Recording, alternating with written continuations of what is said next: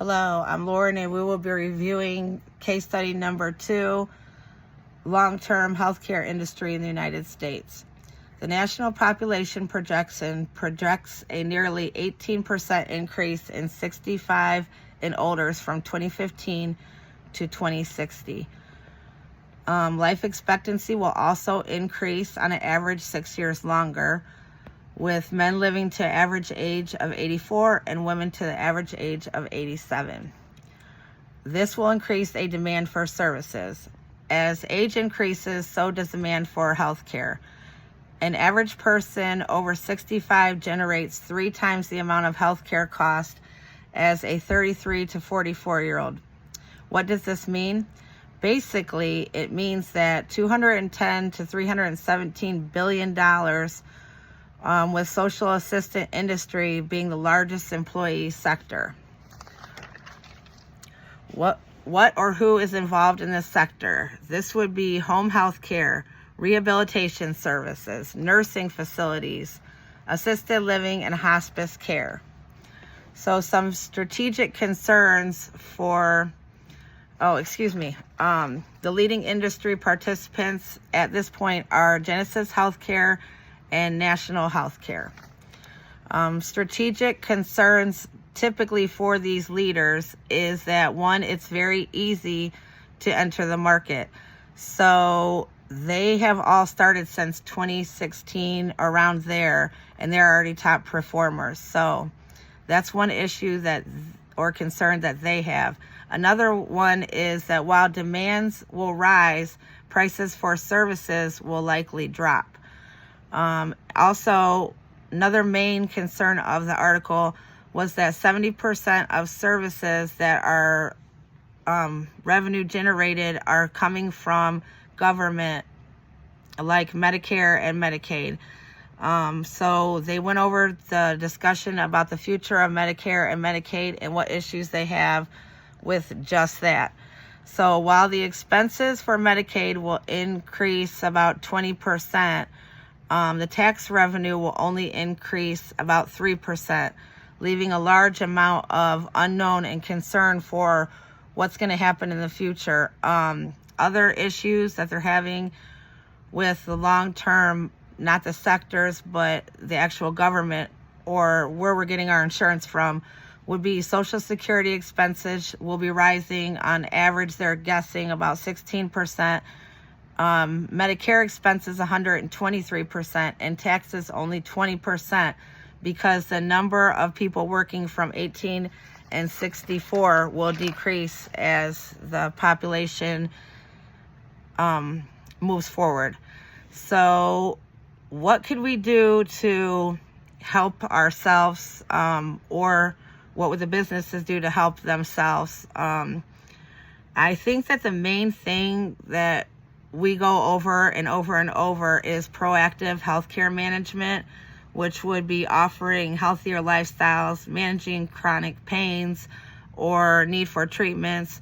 But we overall have seen that even through time, we all don't do what we're supposed to be doing. I mean, some of us might be. And although we're choosing healthier lifestyles, I believe that in the past,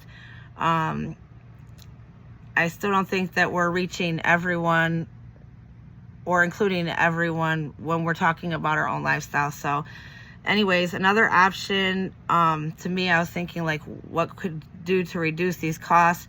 Well, I use homeopathic therapy a lot. And so I looked into that. Their market increased 12% in the past 5 years, bringing in $9.3 billion this year. That could help decrease the cost of, especially due to Medicare and Medicaid, because you're achieving the same goal as, say, treatment, but you're doing so probably on your own dollar and probably way cheaper. So, but I don't think that's going to be the key to eliminate or sustain the issues with Medicare and Medicaid and the healthcare industry altogether. And the best option, I think, would be probably to promote competition in the markets. Competition in the market drives prices downwards, so that all the parties gain money in the long run. So by promoting competition, we could keep medical costs down, pill costs down, and medical bills costs down. But another option that I think is even a better option would be to optimize the U.S. healthcare issues by using models from other countries. The U.S. right now has rates compared to other countries that are considered poor in measures of quality, efficiency, and access in the healthcare industry, despite spending more per capita. The U.S. healthcare is typically thought of by other countries as high cost, carry major disparities, and not accessible and not receiving great outcomes. That's what other countries think of the United States medical industry. In actuality, the lowest cost for other countries are coming from Singapore, Thailand, Taiwan, and Australia. And the measures for this isn't just cost, it's also the health and the happiness of their citizens.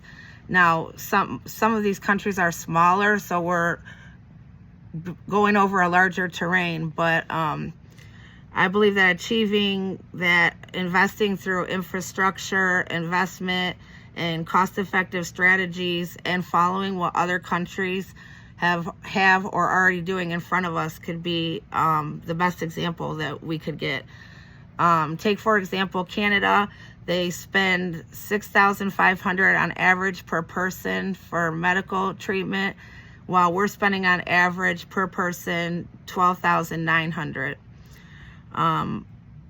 Other outside sources that I looked into that could help us achieve more of a better state, like medically, before we get into a state where we're sick or anything else, or keeping the citizens healthier long term. Outside sources that affect their citizens are measures such as air quality, greenhouse spaces, sanitation, and other environmental conditions that affect health. Other factors that can improve healthcare costs would be prevention, detection, reporting, rapid response healthcare. And another, which I thought was interesting, is that happy citizens also are considered for prolonged life expectancies and lower medical costs. And this would rely on the social support system, which could be Medicare or Medicaid. It could be work, it could be income, economic stability, freedom, generosity, and low levels of corruption. So basically, to recap, what I believe would be the best option to fix some disparities in the medical industry would be to base it off what other countries know and is working for them through financial gain or loss, using their experiences as our own, and relying on some of the already formatted structures that they're using, such as universal healthcare, which almost all of the countries that I told you about, Singapore, Thailand, Taiwan, Australia, and a handful of other ones, use the universal healthcare measure to achieve what they're achieving, what we would like to be achieving. Thank you. You guys have fun. Bye.